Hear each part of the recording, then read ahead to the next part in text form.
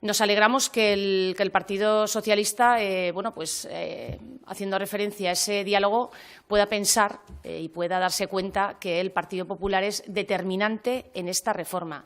El Partido Popular es el único partido, el único grupo parlamentario que puede garantizar que este proyecto de ley salga adelante y que por fin consiga rebajar la temperatura del infierno fiscal con el que se ha estado abrasando a los aragoneses. Es obvio que el Gobierno de Lambán tiene mala conciencia por la carga fiscal a la que ha sometido los aragoneses y que si ahora quiere llegar a acuerdos, el Partido Popular siempre ha estado dispuesto a hablar para los temas importantes. Eso sí, el Partido Popular no responde a imposiciones. Traer un proyecto sin estar debidamente consensuado es tratar de imponer. Nosotros tenemos por delante el interés de los aragoneses. El diálogo no es hablar con uno mismo o hablar con un grupo que no da mayoría. El diálogo es también incorporar las posiciones que pueden llevar a sacar adelante esta reforma. Es sobre todo seguir defendiendo a los aragoneses. El Partido Popular está al lado de los aragoneses, está en el lado de los aragoneses y cualquier posicionamiento que hagamos